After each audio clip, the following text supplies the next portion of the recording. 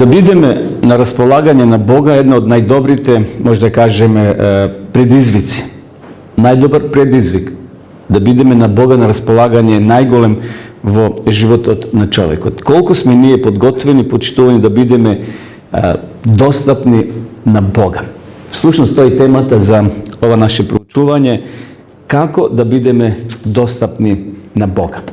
Денеска луѓето имат еден вообичаен изговор: немам време.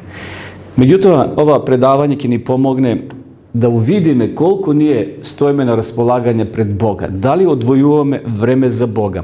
Или пак ова изрека ја често пати користиме: немаме време. Денеска многу луѓе комуницираат на разни начини.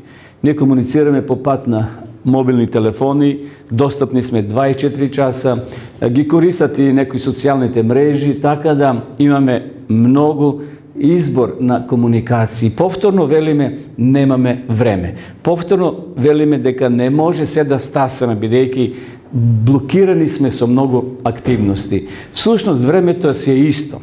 Уште од создавањето на светот, кога Бог го создал овој свет за 6 дословни денови. И седмиот, вели, Бог го посвети и на човекот му даде на располагање период од 24 часа, ден и ног, едноденоноќие. Исти е тој, да кажеме, исти се тие денови како во времето на Адам, па и денеска. Но ние сакаме за еден ден да свршиме работа, можеби за 2 дена, за 3 дена, и често пати, иако ги имаме тие социјални мрежи или начин на комуницирање, повторно немаме време. Но Бог вечера сака да не потикне. Колку време ние одвојуваме за Бога? Дали сме му ние достапни на Бога? Или пак често пати кога Бог ќе не побара, ќе прочита таму дека не сме достапни. Знаете, кога некој ќе го исклучи мобилниот, ти можеш да го повикваш колку сакаш, но ќе ти се јави еден женски глас и ќе каже: лицето кој го баравте не е достапно. Често пати можеби Бог, кој ќе не побара, зашто на Бога му се потребни соработници на оваа земја. Бог може да направи сам се, меѓутоа тој сака да не употреби нас на прослава на Неговото име. Денеска ние се среќаваме со различити типови на луѓе, и оние кои веруваат и оние кои не веруваат. Но Бог сака ние да им ја пренесеме вистината. Еве, еден човек по име Луис бил атеист, окорел атеист, но сепак тој го запознал Бога. Еве, напишал многу добри книги, станал верник и ја кажал ова дефиниција или ова изјава: се додека вистинитоста или лагата во врска со некоја тема не стане прашање на живот или смрт, не може да откриеме дали веруваме во тоа или не. И навистина тоа е така. Многу работи нас не интересираат, но кога ќе дојдеме во некоја криза или ако се разболиме, имаме некоја диагноза, ќе отидеме на интернет, ќе бараме, ќе копаме, ќе прашуваме информации за таа болест, како да се излечи. Или ако сакаме да купиме некој апарат, или некој автомобил, или било што, можеби до тогаш не сме имале интерес, но кога ќе имаме интерес, тогаш ние покушаваме да дојдеме до мноштво информации. И затоа овој човек кој бил атеист, господинот Луис, вели: се додека вистинитоста или лагата, има само две работи: вистина и лага. Нема трета опција. Вели, со некоја тема не стане прашање на живот или смрт, не може да откриеме дали веруваме во тоа или не. И затоа Бог вечерва, почитувани, сака да не праша колку сме ние подготвени да му бидеме на располагање. Дали одвојуваме време за нашиот Спасител, Господ Исус Христос? Како јас можам да бидам 24 часа достапен на Бога? Ако од друга страна Бог, Создател на Вселената и на се што гледаме и не гледаме, е достапен на нас како луѓе смртни 24 часа, колку ние одвојуваме време за тој истиот Бог? Секогаш подготвени за одговор, ово го напиша апостол Петар. Вели: секогаш подготвени за одговор на секого кој ја бара причината на надежта која е во вас, но со кротост и со страв, имајќи добра совест, та оние кои го навредуваат вашето добро поведение. Бог не приморава, почитувани, нешто ние да направиме. Бог никогаш не потребува сила. И вечера што дојдовме на ова предавање, Бог не prisili, туку дојдовме затоа што тоа го посакавме, затоа што ние така одлучивме. Значи, Бог никогаш не тера со сила нешто да направиме. Бог не приморава. Но, што нас не мотивира да направиме нешто за Бога? Дали затоа што да не се застраиме пред луѓето или не мотивира љубовта Божја? Овде Петар зборува дека треба да бидеме подготвени постојано. Ако некој друг човек кој не верува во Бога или има прашања, а не праша нас за Бога, да бидеме подготвени, да зборуваме за нашата надеж, за нашата вера, без страв, но со кротост, вели овде апостол Петар. Кога од друга страна ќе согледаме ситуацијата на оваа земја, гледаме катастрофи, гледаме улични борби, навистина живеат луѓе без надеж за вечниот живот. Ова генерација нашата некој е нарекол дегенерација. Дегенерација, зашто има многу информации, има техника, се е достапно, но на жалост ова генерација која расте ќе биде едноставно дегенерација, затоа што многу работи ги пропуштат. И се поставува прашање што ние како христијани, што ние како луѓе кои го познаваме Бога, може да сториме за луѓето кои се поред нас. Што може да сториме за тие луѓе кои умираат без надеж? Некој ќе каже, па чекајте, немаме доволно време.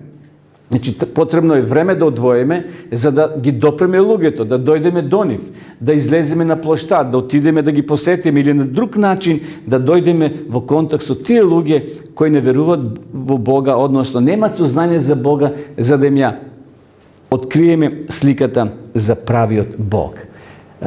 Понекогаш ние почитуваме како самите да се ја затвараме устата, како самите да бидеме недостапни за Бога.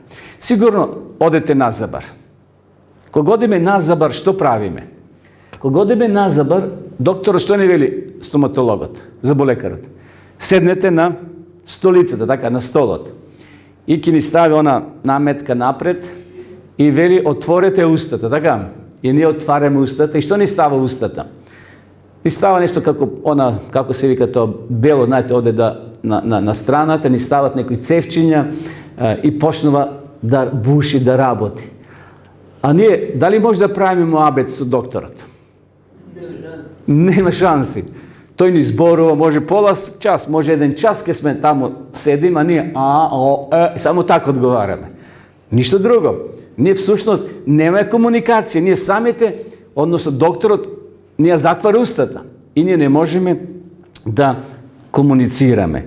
Се сеќам кога бевка еден заболекар и вели вака: сега јас ќе работам. Ако те заболи живецот, зашто не можеш да зборувам, неле? Да кажем, боли ме, вели, крени ја само раката, подмрдни ја само раката, за да биде знак дека нешто се случува. Значи, ние на тој начин си ја затвараме устата и не може да бидеме на располагање на докторот или на заболекарот, бидејќи таква е ситуацијата и на тој начин тој си ја завршува својата работа. Знаете, проблемот на овој век или проблемот на 21. век во кој ние живееме е всушност што често пати наидуваме на затворена уста, на затворени врати или често пати жал е во дефекте. Апарат, еве сега ќе видиме на пример банкомати. Често пати одиме да вадиме пари и таму пишува банкоматот не работи. И тогаш одиме во друга улица, во трета да побараме друг банкомат за да извадиме пари, а нашиот новчаник или джепот ни е празен. Значи, жал ни е во дефекте, апаратот не работи. Или пак домашните апарати. Сакаш да миксаш, да правиш нешто, а всушност во тој микс се расипува и не можеш да ја завршиш работата. Банки. Значи, одиме на некој шалтер во банка или и гледаме на вратата, пишува денес не работиме. Имаме попис или некои други причини. На тој начин, значи, ние сме оневозможени да ја завршиме својата обврска која сакаме. Или кола, например. Таман тргнуваш да одеш на пат, се случува дефект. И повторно проблеми. Одеш во некоја канцеларија да завршиш некој документ да извадиш и таму една дежурна секретарка вели: колегата денес на боловање.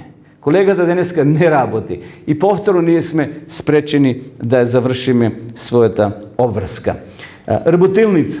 оди школата на мајстор да однесеш, повторно тој таму младиот вели, главниот мајстор денеска не е на работа. И така, постојано, почитувани, наидуваме на пречки, наидуваме на надписи кај што жалние во дефекта и така натаму. Не сме денеска на располагање. Но, почитувани, кај Бога не е така. Кај Бога никогаш не пишува денеска сум во дефект и не можам да ви ја завршам работата. Кај Бога вратата е 24 часа отворено, постојана. Кај Бога нема проблеми. Божјата љубов, Божјото сонце на милост и љубовта постојано не грее. Неговото срце никогаш не е надвор од употреба. Неговата љубов никогаш не е надвор од употреба. Тој никогаш нема да каже, во ред, јас те разбирам, но денес не работам повеќе. Дојдете од понеделник. А тоа често пати го слушаме од разни институции или луѓе со кои се секојдневно среќаваме. Но, почитувани, кога Бог ќе дојде кај нас и сака да види дали сме ние на располагање, дали сме му ние постојано достапни, кога Исус ќе затрупа на нашата врата, дали нашето срце, нашата врата е отворена.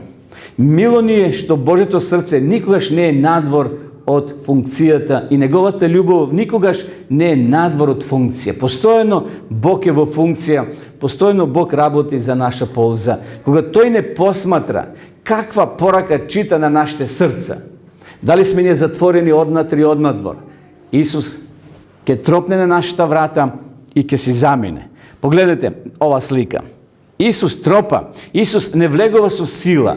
Што ќе прочита тој кој ќе дојде и ќе каже, пријателе, сакам денеска да бидам со тебе, односно ти да бидеш со мене, колку време можеш да ми одвоиш за мене? А ние можеби ќе кажеме, Исусе, жал ми е, денеска имам планирано нешто друго. Денеска е надвор од функција. Никој што нема да го прочитаме кај Бога. Бог ќе најде и минути или 5 минути или цел ден ќе ни се стави на располагање, затоа што тој Бог, тој не сака, а ние понекогаш велиме, извини Боже, денеска не можам да посветам време. Денеска на тебе достапен Бог. Бог е почитувани постојно достапен за нас. Или пак ќе кажеме, дојде од недела навечер, и во сабота навечер, или во вторник навечер, и така натаму, и така натаму. Денеска не сум на располагање. Но Бог сака да едноставно ние му бидеме на располагање. Божите раце се постојано отворени. Гледате ова фотографија, символички го представува нашиот свет. Тука се луѓе од сите класи и раси, стари и млади, богати и сиромашни. Сите луѓе го сакаат Бога. Кога велам го сакаат, некои можеби имат мислат од интерес или од други причини. Божите раце се отворени и тој вели, дојдете кај мене, сите кои сте уморни и натоварени. И навистина стотици, илјадници луѓе, милиони луѓе итаат кон Бога, кон Исуса, зашто се изневерени во овој свет, зашто овој свет многу нуди, а ништо не дава. Како и самите политичари ветуваат, а на крајот ништо. Тоа е всушност дело на себичноста. Човекот е себичен. Тој се родил, ние се раѓаме како себични луѓе. Тоа е дело на ѓаволот и на гревот. И затоа Бог дошол преку Исуса Христа да не ослободи. И денеска тој не повикува колку сме ние подготвени, да немаме изговори. Знаете, во Англија многу има трева. Сите дворишта се засадени со трева и таму е гордост на англичаните да имаат тревњаци во своите дворишта. И ако тревата не е уредна, тоа е за нив голема катастрофа и срамота. И затоа тие посветуваат многу големо внимание. И замислите сега еден човек, англичанец, почнува да ја коси тревата. И на половина му се расипува машината. И тој оди кај комшијата да бара машина. Звони на звончето и му вели, комшија, почнав да ја косам тревата во двориштето. Но ми се расипа на половина пат. Ве молам, позајмете ја вашата косалка. Комшијата, еве што му одговара. Тоа е една замислена ситуација, но тоа се случува кога е во прашање изговор. Господине, денеска сите летови од лондонскиот Хитро, тоа е аеродромот во во Лондон, се откажени сите летови за Нью Йорк. Според тоа, не можам да ви ја позајмам својата косалка. А може сега да го замислите човекот кој стои пред врата и чека одговор дали ќе ја добие косалката или не, а тој прашува: па чекај комшија, воопшто не ми е јасно. Што има сега врска косалката со откажаните летови авиони за Нью Йорк? А комшијата повторно му вели: нема никаква врска, но ако не сакам да ви ја поземам косалката, еден изговор е исто толку добар како и оној другиот. Не можам да ви ја поземам косалката. Гледате, кога човек сака да најде изговор, ќе најде колку причини. Многу, така. Како што овој нашол безвезна причина. Што има авионите што доснат или се откажени летовите за Америка со позајмувањето на неговата косалица или косалка. Но денеска ние сме подготвени, многу денеска како луѓе во 21 век сме подготвени да најдеме изговори пред Бога или така наречени оправданија, да се оправдаме. Бог сака своето, моето, твоето, нашите срца, почитувани, да ги посветиме на Бога.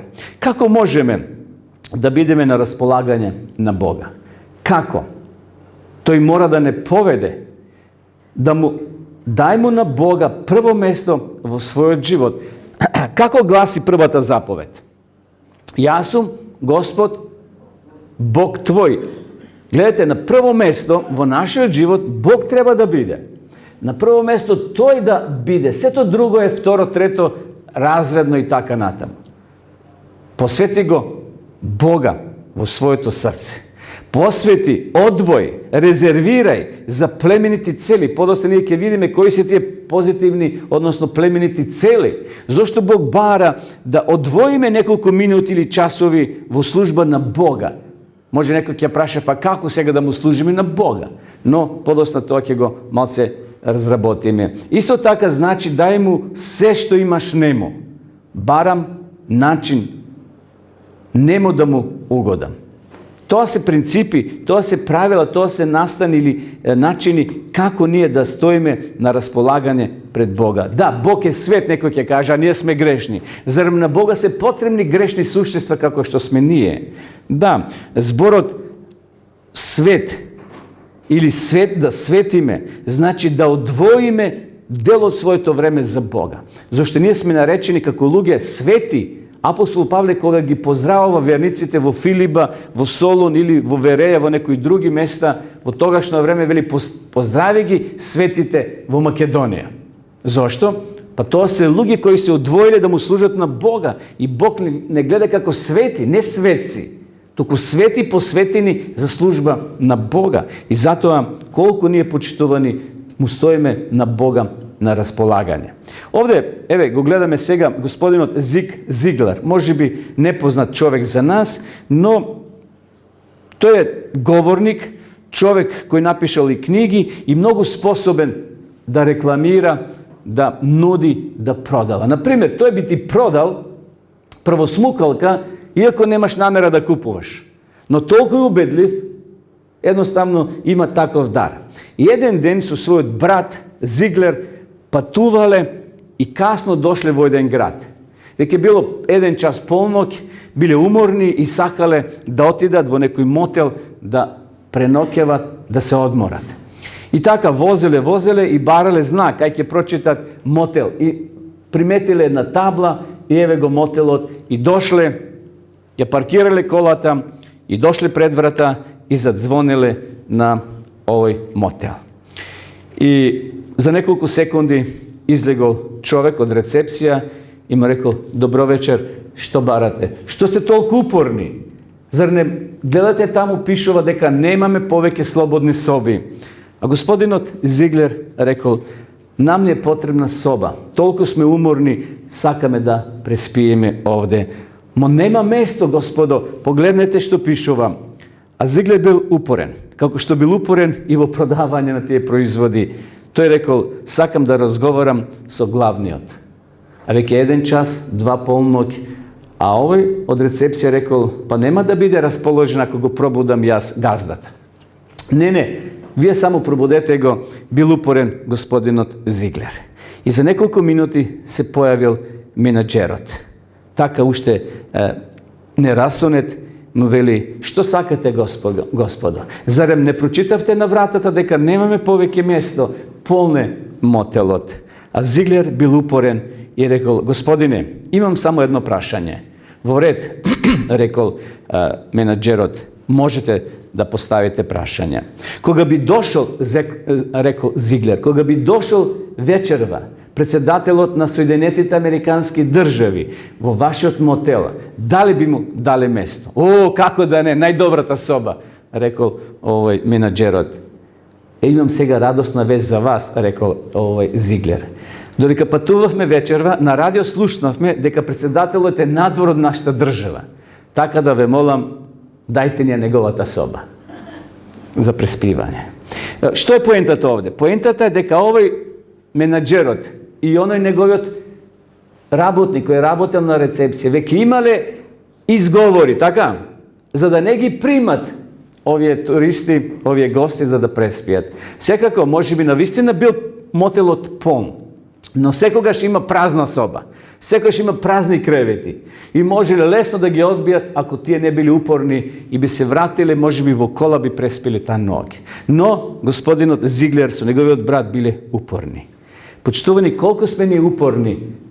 Колку сме ние упорни во нашите настојувања, во нашите намери? Затоа Бог вечерва нас не повикува, како што и апостол Петар не подсетува да навистина се огледаме и на ова Господа кои биле упорни и ја добиле собата за преспивање. Дај му место на Исуса. Петар, кој го спомнавме на почетокот и сега повторно ќе го спомнеме и повторно малце подоцна, не бил секојаш истиот тој Петар. Не бил достапен за Бога. Не бил толку упорен како што биле овие браќата Зиглер. Прорекол дека го познал Исуса. Петар бил подготвен. Знаете, Петар бил искрен човек. Човек кој верувал искрено во Бога. Но понекогаш толку бил брзоплет, што не размислувал со умот како што треба. Затоа што во неговото срце се уште Исус не бил на прво место.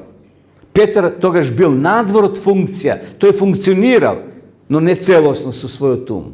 Тој го прифатил Бога, Христа, и се оставил и занајат, и бизнис, и семејство, и пријатели, и роднини да го следи Исуса. Но Петар во некои моменти како да се исклучувал. Се уште тој на прво место не го ставил Исуса Христа. И затоа Петар нека не биде пример. Кога целосно се посветил на располагање на Бога, кога читаме во Евангелието според Јована во последната глава, кога Исус има директна комуникација со Петра и кога му вели, Петре, љубиш ли ме? Петре, сакаш ли ме? 3 пати го поставава истото или сличното прашање. И кога Петар го отворил целосно срцето свое и кога го ставил Исуса на прво место, тогаш Петар рекол, Исусе, се ти давам. Исусе, ти знаеш. И навистина Петар ќе биде синоним за човек кој го ставил Исуса на прво место. Но на жалост, ние денеска не го ставаме сите Исуса на прво место. Понекогаш ние делуваме половично. Еве, според едно истражување, во Соединетите Американски држави спроведена е анкета, односно направена е анкета да се дознае каква е разликата помеѓу мртва и жива црква. И некој пронашол и дошле до согледување дека е само разлика 2 часа. Како ова да го разбереме? Разликата помеѓу живата и мртвата црква, еве, во анкета установиле дека е само 2 часа. Всушност, зашто се станува збор? Овде се вели дека она заедница, она црква, која преку седмицата ништо не работи, велам на луѓето, кои се члени во таа заедница, кои не излегуваат, не се дружаат, не проповедат, не мисионираат, таа црква ќе умре за 2 часа во смисол. Потребни се само 2 часа седмично да се излезе во општеството, да се допрат луѓето, сиромашни, гладни, деца да им се помогне, на старици. Има мали милион причини или начини како да им се помогне на луѓето. Тоа е таа жива заедница. Верници кои преку седмица одвојуваат по половина час или по 2 часа седмично за да не биде мртва заедницата. Кој сака од нас да биде во мртва заедница? Никој, така? Сите сакаме да бидеме во жива заедница. И затоа, почитувани, Бог вечерва нас не прашува колку сме ние подготвени и отворени за Бога.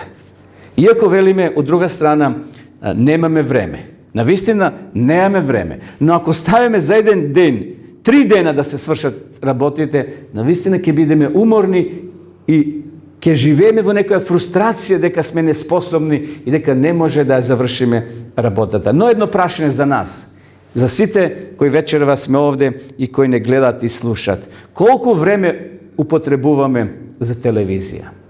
Секој лично нека си одговори. Колку време употребуваме за интернет, за Фейсбук и за тие останати социјални мрежи?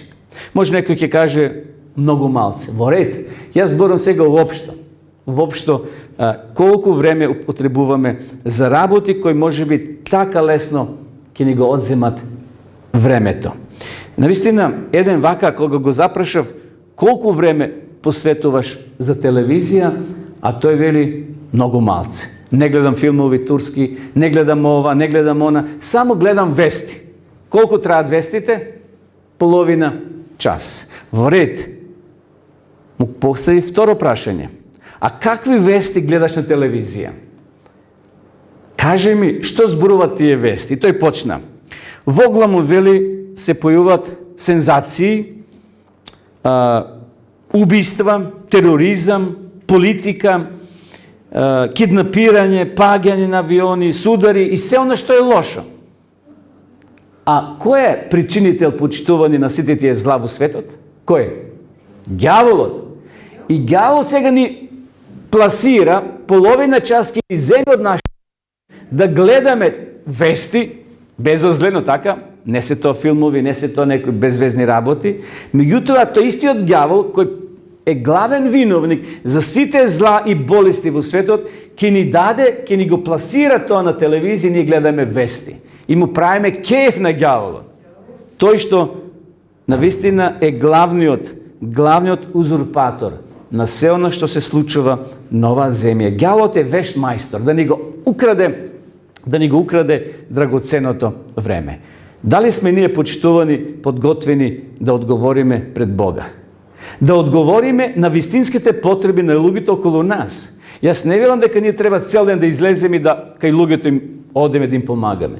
Но да го планираме тоа во текот на седмицата, доволно време да одвоиме, да посетиме некој стар, болен, да помогнеме материјално или било на кој начин, зашто има луѓе кои се околу нас, има луѓе кои просат, да, и од други причини, но ние сме толку мудри и знаеме да ги процениме на оние на кои им е потребна помош. Да го сочуваме мирот дури и во опасни ситуации. Да, ќе се најдеме во некои можеби незгодни ситуации, но и во тоа, и во тие ситуации Бог ќе ни даде мудрост како да се однесуваме. Да се однесуваш кон луѓето како кон членовите на своето семејство. Навистина, како се ни однесуваме едни кон други во семејството, а како кон пријателите. Кога ќе направиме таа споредба, навистина има тука разлика. Абрахам Линколн, еден од првите, ако не председатели на Америка, е многу интересна личност. Тој од своите непријатели правил пријатели. Неговите дела и ден денес зборуваат. Сакајте ги своите непријатели, рекол Абрахам. Молете се за нив, правете им добро и ќе направите одлична подготовка. Се вели во извештај дека тој вели од своите непријатели правил пријатели. И навистина ако имале тие оружје во себе, тие го фрлале фактички кога настапуваш со љубов, со добрина. Тој од своите непријатели правил пријатели. На ваков начин непријателот бил уништен, а пријателот бил роден. Што би ги натерало луѓето да постуваат прашања ако им правиш добро? Навистина, кога сме во контакт со луѓето, веднаш ќе рече, а што ве натера тоа да го направите? Кој ви каже дека ми треба помош? Ќе се постават многу прашања. Може, ќе кажат вака или онак. Но ние ќе го кажеме нашиот став нашето однесување и потикот зошто сме дошле да ви помогнеме. Значи, луѓето знам дека се срамат некои, се повликуваат во себе и не сакат да излезат во јавност, сакат да бидат анонимни, иако им треба помош.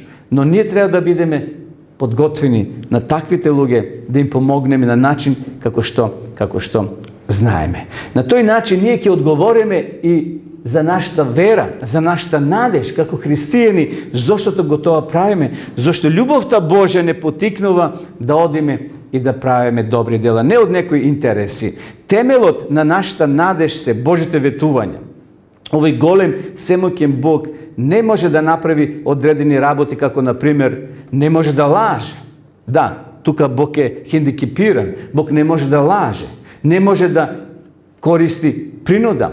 Неговите ветувања се вистински и сигурни. Не може да ги спаси луѓето кои не сакат да бидат спасени. Тоа се работи кај што се потреба зборчето не за Бога. Зашто Бог не е таков. Обратно на овие реченици. Бог е секогаш постојано тој е позитивен и сака да им помага на луѓето кои се околу нас. Но дали сме ние почитувани, подготвени да станеме на располагање на Бога? Апостол Павле вели во Евреите: така што преку тие две непроменливи работи, во кои Бог не може да измами, да имаме цврст потик, ние кои прибегнуваме, да ја дофатиме надежта, што е поставена пред нас. Денеска рековме, многу луѓе живеат без надеж. Многу луѓе ќе легнат вечерва и ќе станат утре без надеж. Немаат никаква надеж. И многу луѓе посегнуваат по својот живот затоа што се луѓе без надеж. Но Бог сака преку нас ние да му бидеме на Бога на располагање и нас да не употреби. Нас да не употреби да навистина ги допреме таквите луѓе и да им укажеме дека постои надеж, дека постои горе некој кој се вика Бог и кој се грижи за секого. Библијата зборува во Евангелието според Матеја дека врапчето не паѓа од гранката, Бог да не го види тоа. Нашите влакна, вели, се изброени на главата. И затоа ние понекогаш премногу се грижиме. Премногу размислуваме што ќе биде за година, 2 или 10. А денес има луѓе кои живеат без надеж. Ние кои сме го запознале Бога, кои сме искусиле благослови од Бога, Бог сака да не употреби и да таа весна надеж да пренесеме на луѓето кои се околу нас. Ајде уште еднаш да се потсетиме на Петар. Човек кој го отворил своето срце за Бога, за Исуса Христа. Но понекогаш од разни околности тој ја затварал вратата.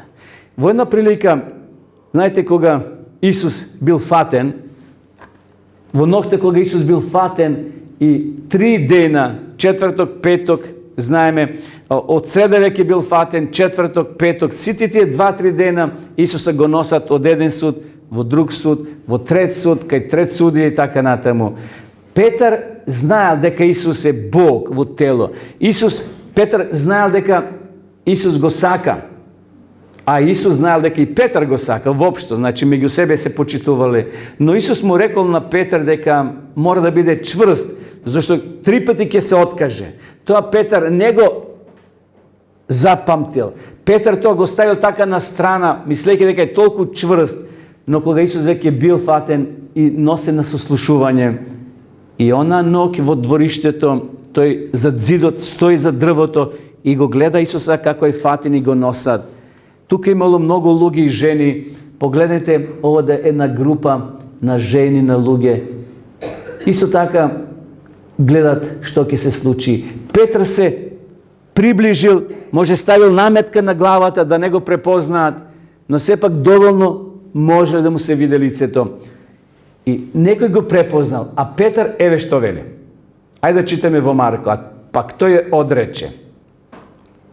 Подоцна, они кои стоја таму, пак му рекоа на Петра: навистина си од нив, зашто и ти си галилеец, а и говорот се сложува. Еден друг превод вели: говорот те издава. Петар бил променет, почитувани. Петар не псуел, не се колнел. Тој не е според Библијата исправно. Петар го променил својот речник. Кој наме го псуе, od луѓето? Која е групација на луѓе? Рибарите.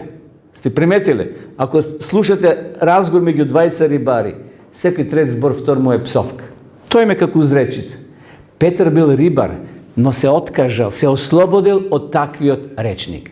Петар прифатил христијански речник на зборување. И затоа жените го препознале. Ти си галилеец, говорот те издава. Петар почнал да се крие. Петар почнал да го порекнува ова што жените го кажеле. И гледате сега, нешто најболно во Петровиот живот. Петар вели, а текстот вели, а тој почна да се колне и да се заколнува. Две работи кажал. Да се колни и да се заколнува. Што тоа значи колне и заколнува? Не го познавам човекот, жени. Што ви е на вас? За кого вие зборувате? И се прашувам вечера, почитуване, зарем е можно. Тој Петар, кој бил подготвен да скокне, да го задави војникот и да го убие со своите раце, само затоа што го удрил Исуса. Знаете, таму пише во Библијата дека Исус бил удрен, шамар му дале. Петар не можел тоа да го преживее. И скокнува и му го отсекува увото на војникот. Петар бил подготвен во оган да влезе за Исуса. А сега тој истиот Петар вели, жени, ставите си ги на очарите, ве молам, вие грешите. Па не сум јас тој. Сигурно е некоја грешка. Сигурно, навистина, сте погрешиле. Не го познам тој човек.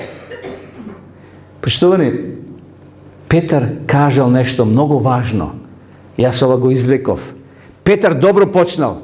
Не го познавам овој човек. Петар добро почнал, но лошо завршил. Петар добро почнал кога рекол, не го познавам овој човек. Господо, па вие знаете кој е овој човек. Вие го нарекувате човек, но тој човек е Бог. Јас тоа го видов. Во една прилика кога бевме во Чамецот, Исус беше со нас. Тој човек кој вие го нарекувате човек, кој сега го фаќате со лисици и го носите од судница во судница. Почна бура, ветришта. Се плашевме за нашиот живот, а Исус беше доле во Чамецот. Отидовме, го пробудивме. Исус стана, ги крена рацете и рече, смири се. И ветрот се смири, бурата се смири. Жени, овој човек што го судите е Бог во човечко тело. Петар дали можел така да продолжи? Можел, но Петар се колни и преколнува и вели, Господо, грешка е. Не сум јас тој Петар. Гледате, почитувани, како можел Петар да продолжи, да го не заштити Исуса, туку неговото име да го крене на високо, зашто навистина пророштвото требало да се исполни. Но Петар би бил еден позитивна личност во контекст на ова што вечера ние го проучуваме. И сега прашање за нас, како вие би ја продолжиле реченицата, каде што, како што пред малце прочитавме, не го познам овој човек. Дали ние би рекле, кога некој би пружил со прст кон тебе и кон мене денеска, дали би рекле, не го познаме тој човек. Па ја не верувам во Бога, ја не верувам во Исуса. Тоа е многу жално. Ако тоа го кажеме, а Бог не гледа, Исус не слуша и денеска, како би ја продолжили ние ова приказна за Исуса Христа? Дали би рекле, Господо, вие кој овој Исус го исмејувате, тој Исус ми го спаси животот, тој Исус ми го спаси детето, тој Исус ме заштити кога бев во неприлика. И имам многу искуса да ви кажам, како би ја продолжили, почитувани, реченицата, како што Петар кажал. Вечерва Исус сака да не праша уште еднаш. Колку сме ние подготвени да бидеме на располагање на Бога. Бог не сака ништо да ни поремети во нашиот бизнис, во нашата работа, во нашиот пензионерски живот. Тој само сака да ни помогне да се чувствуваме многу попријатно, да се чувствуваме многу порадосно, зашто кога Исус со нас, вели Библијата, кога е Бог со нас, кој може против нас? А против нас, знаете кој доаѓа секојдневно? Оној кој е непоканет гостин, оној кој не се најавува, оној кој доаѓа ноќе како крадец и сака да ни го украде нашето срце, да не украде нас, нашите мисли и нашите планови, а тој е непријателот Божи и човечки, сатаната. Колку денеска ова општество или како луѓе кои живееме во овој 21 век имаме време за Бога. Рековме на почетокот, имаме многу средства за комуникација. Но денеска, на жалост, се повеќе и повеќе луѓето се оттугени. Иако се повеќе и повеќе комуникации се развиваат. Достапно ни е, значи, се што постои на располагање ни е достапно. Колку имаме ние време за Бога, почитувани. Нека Господ ни помогне да навистина дел од нашето време, не се, дел од нашето време посветиме за Бога. Да му кажеме, Боже, еве, стојам на располагање. Знаете, еден пророк Божи по име Исаија, кој бил повикан од страна на Бога, има мана, говорна, има проблем. Кога Бог го повикал, тој рекол, еве ме Господе, испрати ме мене. И таму вели символично текстот, Бог зел жар, го допрел, ја допрел неговата уста, да ги очисти неговите мани, неговите слабости. Исаија е еден прекрасен пророк. Некој го нарекол пето евангелие. Имаме 4 евангелија во Новиот Завет, а Исаија е петото евангелие, затоа што тој зборува многу за Христовиот живот, за Христовото раѓање, за Христовата смрт и за идните настани кои ќе се случат наскоро. Исаја рекол, еве ме Боже, испрати ме мене. Дали ние сме вечера подготвени, почитувани, да кажеме, Боже, еве не, ти стоиме на располагање, ти не повикај, а ние ќе се одзвиеме на Твојата покана. Дали си достапен на Бога? Тоа беше размислувањето за ова предавање. Господ нека ни помогне, почитувани, да навистина сватиме дека без Бога ние сме ништо. Дека само ако е Бог со нас, ние ќе напредуваме во сите аспекти на нашиот живот. Секако, дали ќе го ставиме вечерва Бога на прво место? Дали ние ќе се ставиме пред Бога на располагање? Дали сакаме Бог да не употреби? Дали сакаме Бог преку нас да ги допре луѓето кои се околу нас?